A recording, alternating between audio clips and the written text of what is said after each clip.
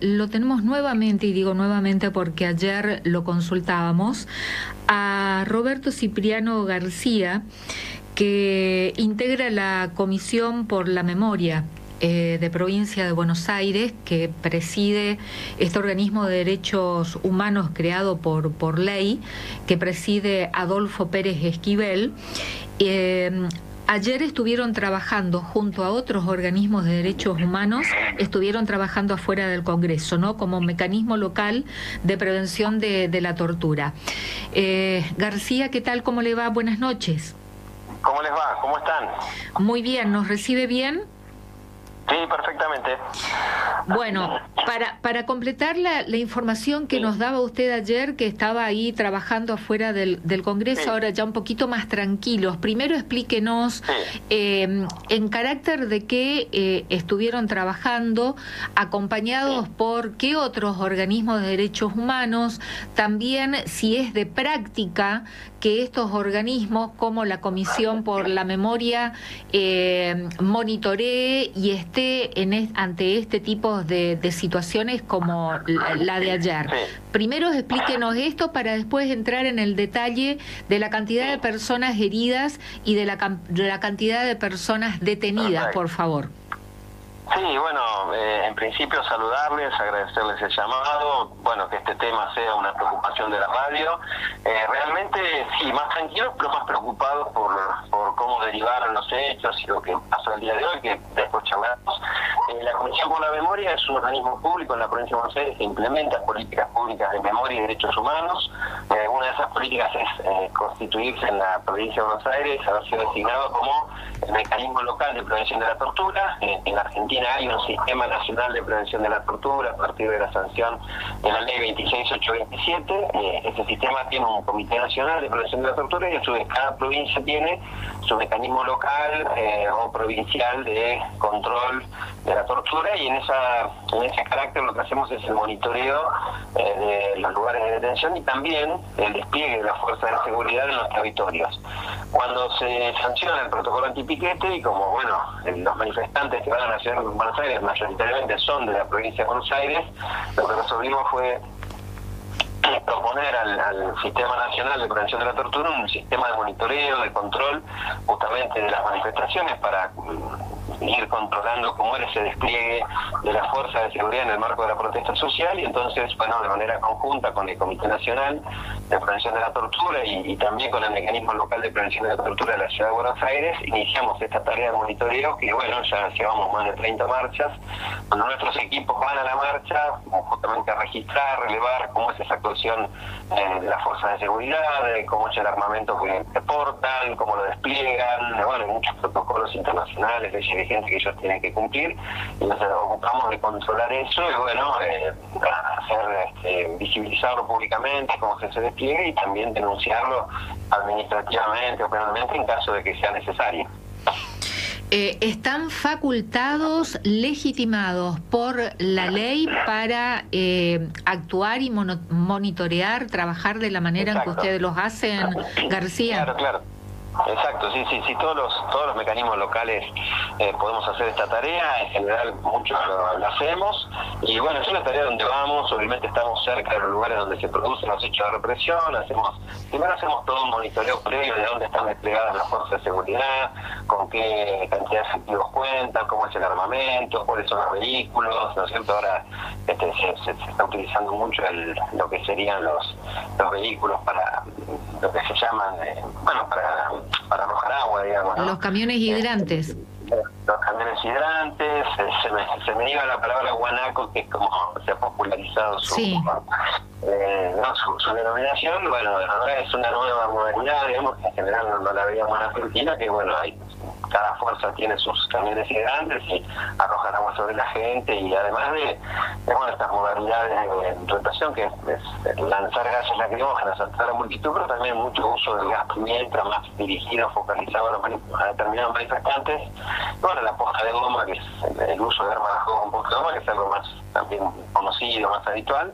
Así que bueno, lo que hacemos es de alguna manera reanimar qué armamento se están portando ese día, cómo están distribuidos los efectivos en el territorio donde se va a marchar, y después sí, cerca de los efectivos hacer un monitoreo para ver cómo es el desempeño y bueno, si se reprima y cuáles son esas secuencias de represión que se producen.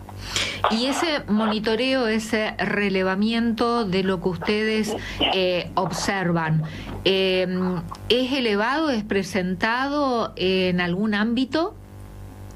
Sí, en general hemos hecho ya cuando hubo situaciones de represión, hemos informado al Congreso de la Nación, hemos informado a los organismos competentes, y también, por supuesto, en muchos casos hemos denunciado judicialmente o aportado pruebas en determinados procesos, bueno, de lo que vamos relevando, ¿no? Porque al hacer un registro, digamos, fílmico, ¿no? de audio, bueno, lo que se hace también es aportar eso como prueba después en los procesos penales, o incluso en causas administrativas, bueno, solicitando que se investiguen las conductas de los policías que incumplen con la ley. ¿Y le dan curso? ¿Qué resultado tienen esos informes o denuncias presentados por...? Sí, en el Congreso se han tomado, los han mencionado, desde el punto de vista judicial en algunos casos también. Bueno, han servido, por ejemplo, esos informes para ordenar la libertad de personas que habían sido detenidas arbitrariamente, que no estaban haciendo nada, y bueno, pudimos documentar esas detenciones y mostrar que efectivamente no estaban haciendo nada, sino solamente, por ejemplo, en el caso de algunas personas filmando en la intervención policial, como la policía no acepta esas conductas de que la filmen, entonces las detenían. Bueno, eso nosotros casualmente al estar registrando podíamos detectar esos hechos, y en ese caso la justicia entonces liberaba a las personas sin cargo, ¿no? Así que sí, tienen utilidad obviamente, en otras causas todavía están tramitando, digamos, se investigan las conductas de los agentes, pero bueno, después también obviamente hay que ver la tarea judicial cómo se desarrolla. Respecto a la utilización de los gases lacrimógenos, que a partir de la ministra de Seguridad de Nación, Patricia Bullrich, y la aplicación de su protocolo que usted mencionaba justamente, sí, la utilización de los gases que lo están utilizando, valga la redundancia en el término, están permitidos por el efecto, ¿no?, que causa, que no solamente en manifestantes, en personas mayores, en jubilados, en legisladores nacionales, como ocurrió ayer, que fueron gaseados, sino también en los periodistas que cubriendo en la calle y cubriendo la noticia, cubriendo los hechos, también reciben impactos de balas de goma, y también son gaseados. Y la molestia, la picazón, el ardor y las lesiones que producen, bueno, se han visto muchísimas imágenes. ¿La utilización de este producto está permitido?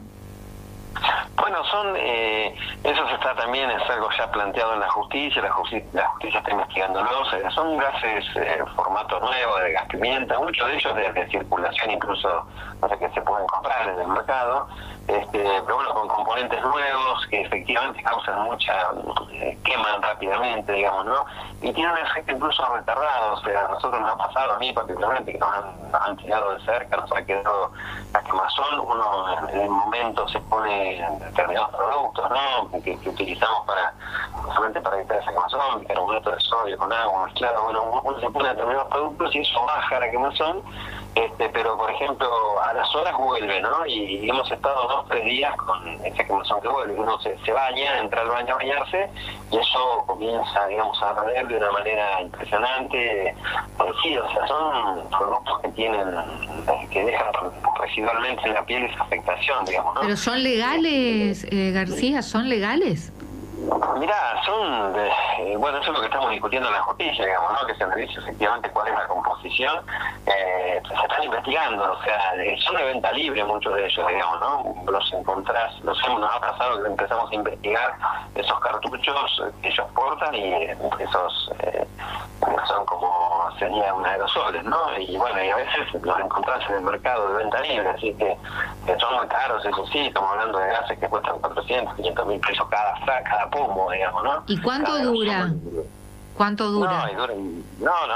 Cuando lo usan mucho no dura nada, se agotan enseguida. Es como si fuera, como decirte, el aerosol, viste, la espuma que usas en un corso, digamos, bueno, de ese tamaño, de esta capacidad, bueno, si usas mucho se te acaba en un rato. ¿Cuánto es reitera el costo, por favor, de cada tubo? Mira, algunos que hemos nosotros justamente fotografiado, visto, están cerca de los 400, 500 mil pesos, varían. ¿400 mil pesos? ¿Cada tubo? Sí, de los que ellos utilizan, sí. Así que bueno, además eso, ¿no? Es todo el despliegue que las fuerzas de seguridad llevan a cabo, son de un costo enorme, ¿no? Para el Estado, por supuesto, por tanto que se habla del gasto de lo público, bueno, todo esto. Y los despliegues que hacen de fuerzas, lo que vemos también, son cientos y cientos de gente, ¿no? Ayer estábamos hablando, no sé, habría más de, no sé, 700, 800 en un momento, después llegamos a relevar cerca de 1000, digamos, ¿no? Van como variando, los tienen acantonados en un lugar y aparecen cuando empieza la represión, así que bueno, son despliegues muy importantes, digamos, no veíamos en Argentina desde hace mucho tiempo, o sea, incluso algunas situaciones de represión masivas, como durante el macrismo, cuando se votó la reforma, se intentaba votar la reforma previsional, pero bueno, fueron despliegues importantes también de la represión, pero lo de ayer realmente llama la atención por la gran cantidad de efectivos, cómo se preparan, ¿no? para reprimir,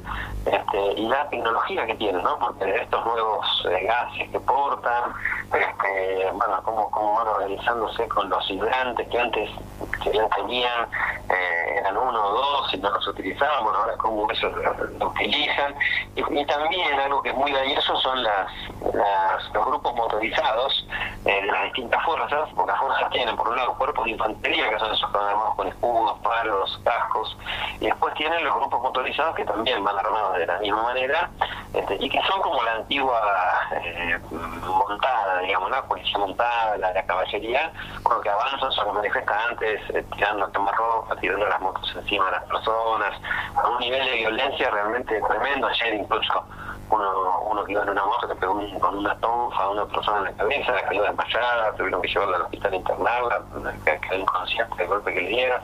Y bueno, tienen esos despliegues de la fuerza que son muy violentos, que están muy organizados, muy bien armados, y que realmente reprimen de manera indiscriminada, porque es lo que pasó ayer, digamos, ¿no? Ayer la excusa para el comienzo de la represión tuvo que ver porque no sé si han visto imágenes del auto que se prendió fuego, digamos, ¿no? Sí. Bueno, a partir de eso sacan las vallas y ingresan sobre la plaza y empiezan a reprimir a todo el mundo de manera indiscriminada. Nosotros contabilizamos nosotros solos, debe haber mucho más, con al menos 200 personas heridas, muchas de ellas graves. Bueno, ¿y cuál es el estado actual de esa cantidad, más de 2 centenares de personas heridas, y cuál es la situación actual de las personas detenidas? En el informe que hoy leíamos, publicado por ustedes, mencionan 35 personas detenidas y más de 200 heridos. Los detenidos pertenecen a organizaciones sociales, muy poquitos, porque las detenciones empiezan cuando ya la marcha había terminado, ya las columnas sindicales se habían retirado, las organizaciones también, quedaban algunas pocas organizaciones sociales, y ahí empieza la represión, y detienen dentro de los 35 hay algunos militantes, muy pocos, 2 o 3 personas que en situación de calle, que las detienen al pasar, una persona con discapacidad mental que también la detienen, y bueno, salen a cazar, ¿no? Ellos mismos lo denominan de esa manera, y bueno, detienen a cualquiera que les dice algo, les grita algo, ¿no? Y bueno, y hay algunos militantes, por supuesto, también, que son parte de organizaciones, y la mayoría de las detenciones hicieron cuando ya la gente se retiraba, iban por 9 de julio camino a la estación de trenes de Constitución, allí detuvieron a 2 chicas, por ejemplo, que no estaban haciendo nada. Bueno, esa también es una pregunta. De las 35 personas detenidas, ¿la mayoría hombres, mayoría mujeres? Sí, ¿Cómo sí. es? La mayoría son hombres, sí, hay 2 3 mujeres y la mayoría son hombres. Y bueno, y nada, como te decía, hay un problema serio con esto, estamos muy preocupados, por eso te decía, estamos más descansados pero a la vez más preocupados, porque habitualmente en estos casos cuando se detienen personas y se les hace una causa, muchas veces como no tienen elementos concretos para probar ninguna responsabilidad, lo que le ponen es atentar de resistencia a la autoridad, así los encuadran jurídicamente y las personas en general, esas detenciones inmediatamente recuperan la libertad. Ahora cambiaron, porque ahora, y hoy ustedes habrán visto en los medios nacionales una comunicación del presidente de la Nación y de la presidencia de la Nación. Sí, terrorismo y golpe de Estado. Claro, donde dicen que las personas quisieran dar un golpe de Estado y que son terroristas. Y eso es gravísimo, porque la ley terrorista, aprobada hace algunos años atrás, lo que trae son penas muy graves justamente sobre esos delitos. Y la verdad es que acusar de terroristas a manifestantes que, bueno, realmente es cierto que algunos manifestantes arrojaron piedras sobre la policía, pero esto se produce después de que la policía empiece a reprimir, no antes, ¿no? Como una reacción defensiva. Entonces, bueno, se acusa a los manifestantes de terroristas cuando no hay ningún tipo de elemento que dé cuenta de ese terrorismo, no son organizaciones, digamos, que estén pensando en hacer atentados contra personas civiles, de hecho no los hicieron. Bueno, y las causas no había bombas que poner en un lugar, inventaron que habían encontrado una granada vieja que no está en funcionamiento. Anoche ya estábamos ahí cuando dicen, acá encontramos una granada, nadie vio de dónde había salido esa granada. Pero bueno, en todo caso era una granada que no funcionaba y nada más lo que se encontró, digamos, ¿no? Y eso solo bastó para alegar que había terrorismo realizado. Y después también el incidente del auto que se prende fuego es algo que realmente la justicia tiene que investigar. Están circulando ahora algunos videos porque los manifestantes refieren claramente que ellos no fueron, que de repente aparecieron 4 encapuchados que prendieron fuego al auto y así como llegaron se fueron. ¿Y fueron identificados? ¿Y aquellos que llegaron después con un Corsa, que bajaron, saquearon el auto, bueno, con una patente invertida, a cara descubierta, ¿están detenidos? ¿Fueron identificados?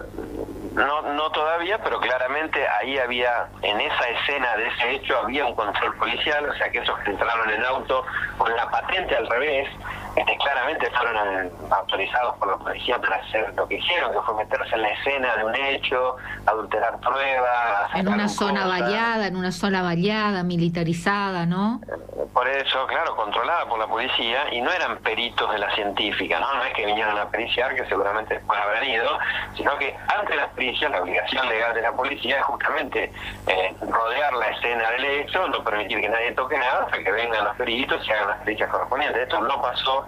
Entró un auto con la patente, insisto, colocada a propósito al revés para que no se lea el número. Esto fue obviamente visto por la policía, los policías estaban al lado, los dejó actuar, se bajaron, se metieron en el auto quemado, sacaron cosas. Bueno, esto es gravísimo, digamos, ¿no? Porque, van a denunciar en el informe que ustedes presentaron, van a presentar. ¿Esto lo van a denunciar, García? Sí, por supuesto, porque es un hecho de enorme gravedad institucional, ¿no? Porque la policía debería preservar la escena del hecho, esperar que lleguen los peritos y se hagan las pericias correspondientes. Ahora, esto no pasó, a propósito de dejar de intervenir a estas personas que no sé qué estarían buscando y no sé qué fue lo que hicieron, ¿no? Porque se los ve incluso que se los mete con total tranquilidad, se meten el auto quemado. Bueno, es un video que está circulando por todos lados. Lo más grave es eso, ¿no? La patente, digo, si hay una policía mirando, cómo no los detiene y les pregunta por qué no tenían su patente. ¿Y cómo pasaron cuando estaba todo vallado, no se podía ingresar a esa zona? Cuando no pasaban, ningún auto estaba pasando en ese momento por el lugar, no los autorizaron, porque, bueno, obviamente estábamos en la escena de un hecho delictivo y había que recoger la prueba. Así que, bueno, estamos muy preocupados porque esos hechos que claramente aparecen fraguados, inventados, o por lo menos hay una sospecha muy importante para pensar que se trata de hechos armados, armados por la propia policía, frente a eso incluso lo que termina apareciendo es la aplicación de una ley extrema que trae penas muy grandes, como es la de terrorismo, y pensar que una manifestación que además era pacífica hasta que la policía empezó a reprimir, se trata de un golpe de Estado, digamos, no solo es una banalización de los términos y de los hechos, sino que es una farsa total, digamos, ¿no? Porque... Y las causas de estas 35 personas detenidas, que usted dice antes, la modalidad era averiguación de antecedentes, resistencia a la autoridad. En general, claro, era atentado y resistencia a la autoridad. Digamos, ¿Y ahora? ¿Y ahora? Y ahora justamente, en la mayoría de los casos, la policía, la justicia de la ciudad, que la que intervenía en sus casos en general, se ha declarado incompetente. Todas esas causas pasan a la justicia federal y directamente el fiscal Stornelli, que está interviniendo, lo que está planteando es la figura justamente del terrorismo. De terrorismo. Claro, es gravísimo, sí, la aplicación de la ley antiterrorista. Es decir, siguen detenidas, demoradas, aprendidas. Sí. Las 35, ¿ninguna fueron liberadas? No tengo precisión porque casualmente ahora de la noche hacemos una revisión de las cantidades, todavía no lo hicimos, todavía no me llegó la información, pero la mayoría sigue detenida, sí. Puede ser que hayan largado, había un par de ellos que les habían puesto tentativa de hurto, así que esos puede ser que los larguen, pero en general a todo la justicia de la ciudad se iba a declarar, se iba a inhibir de intervenir y le iba a pasar a la justicia federal. Esto ya fue planteado en los expedientes, así que la mayoría de ellos está a disposición de la justicia federal. Ahora la justicia federal lo que tiene que hacer es determinar si aplica efectivamente la ley antiterrorista. Y si lo deja en prisión preventiva, digamos, ¿no? Y insisto con la pregunta, García, los que quemaron vehículos, los que incendiaron cestos de basuras, los que rompieron vidrieras, tiraron piedras, los encapuchados con palos, un grupo minúsculo ante la cantidad de personas que estaban manifestándose debidamente, no sin ningún tipo de conducta violenta. Este grupo minúsculo, ¿fueron detenidos? ¿Fueron allí en las corridas y en la actuación de las fuerzas de seguridad? ¿Ninguno fue detenido? ¿A ninguno lo agarraron? No, estos 4 que prendieron fuego, no. Detuvieron algunos a los que les atribuyen el hecho, pero estas personas que incendiaron el auto se escaparon y nadie los detuvo, digamos, ¿no? Porque ese es el tema, no eran manifestantes que estaban ahí, prendieron fuego al auto y se quedaron y siguieron tirando piedras y entonces después los detuvieron, no. Fueron personas que llegaron, prendieron fuego al auto y se fueron, ¿no? Incluso los manifestantes nadie los conocía, nadie los había visto. O sea, en general, cuando están un rato, los manifestantes se ven, se conocen, o son de la misma organización, o van a estar un rato en el mismo lugar, o resistiendo la violencia policial, bueno, ya se sabe, son estos, son aquellos. Bueno, eso no pasó. Así que bueno, ahora tiene que trabajar la justicia para efectivamente determinar qué pasó ahí, ¿no? Bueno, y ustedes digo, estos organismos de derechos humanos que están como mecanismo local de prevención contra la tortura, ¿están debidamente identificados? ¿Utilizan algún tipo de identificación, chaleco, como el personal de salud, por ejemplo? ¿Ustedes también están perfectamente identificados? Sí, nosotros usamos un chaleco rojo, un rojo muy intenso, para que se reconozca, se vea, que dice, hacemos memoria, derechos humanos, mecanismo de prevención a la tortura, si hay una identificación muy clara, cascos también, que dicen lo mismo, también, bueno, obviamente llevamos máscaras de gas y antiparras, porque cuando empiezan a arrojar gas realmente si no podríamos hacer el trabajo, y por supuesto credenciales, ¿no? Llevamos colgada una credencial, digamos, debidamente autorizada por el organismo para corroborar nuestra identidad. O sea, fácilmente identificables y son respetados en el trabajo que ustedes realizan ahí en medio de todo, las corridas. Mayormente sí, mayormente hay respeto, se nos deja circular, digamos, nosotros podemos entrar, salir, mirar, o sea, sí, en general sí, pero hemos tenido situaciones de compañeras y compañeros que les han arrojado gas o que en algunas situaciones extremas, sí, bueno, nos han también, o sea, cuando se arma la matabola, ahí obviamente creo que en algún caso han aprovechado también para destinarnos a nosotros algún tipo de agresión, pero si no, en general la verdad es que hemos podido trabajar en toda la marcha, registrar sin mucho inconveniente. Bueno, veremos cómo continúan, ¿no?, los informes que ustedes presentan, qué respuesta hay y sobre todo la situación de los 35 detenidos. Sí, exactamente. que si cometieron algún tipo de hecho, bien que actúe la justicia, pero si no hay justificación Sí, claro. para mantenerlos detenidos, bueno, que la justicia realmente sea justa, ¿no? Exactamente. Roberto Cipriano García, muchísimas gracias por esta No, comunicación. gracias a ustedes. Gracias a ustedes, como siempre, y les mando un gran abrazo. Muchísimas gracias. Buenas noches. Integra la Comisión por la Memoria de Provincia de Buenos Aires, organismo de derechos humanos creado por ley, que forma parte del conjunto de organismos de mecanismos locales de prevención de la tortura, ¿no? Así como acá, por ejemplo, tenemos un comité provincial de prevención de la tortura, de lucha contra la tortura. Bueno, idénticas funciones tiene esta comisión por la memoria en provincia de Buenos Aires, y es un organismo que es presidido por por el Premio Nobel de la Paz, Adolfo Pérez Esquivel. Bueno, creo que cumplimos un poquito, ¿no? Intentando brindar un análisis desde lo jurídico y constitucional, primero con el constitucionalista de gran nombre y reconocimiento y respeto como se le tiene no solamente aquí, también en el exterior, al doctor Pablo Manili. El análisis desde lo político con el analista político y también un referente histórico de la Unión Cívica Radical, Federico Storani. Y ahora finalizando con un referente de organismos de derechos humanos que estuvieron ayer trabajando, asistiendo y monitoreando en la plaza.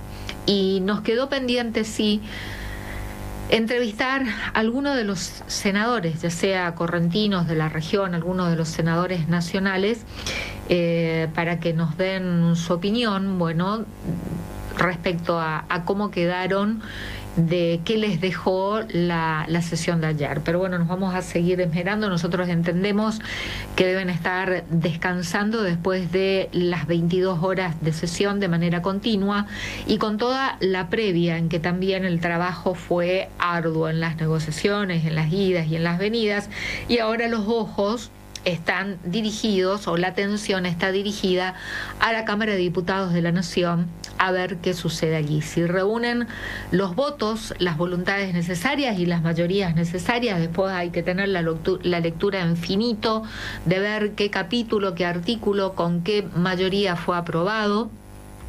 Si tuvieron, si fue con los números muy justos, empate, y que tuvo que desempatar la presidencia del Senado, o como ocurrió con el paquete de medidas fiscales, que algunos títulos, algunos artículos sufrieron modificaciones o fueron rechazados con una mayoría agravada de 2/3. ¿Por qué hay que mirar esto muy finito? Porque con la mayoría en que fueron aprobados, modificados o rechazados en el Senado, bueno, con esa misma mayoría, el tratamiento en la Cámara de Diputados. La Cámara de Diputados ya no puede discutir más en cuanto a agregar alguna modificación a los dos proyectos, bases y paquete de medidas fiscales, sino que se tiene que ajustar a aprobar o rechazar, ¿no? Aprobar o rechazar lo sancionado en la Cámara de Senadores. Ya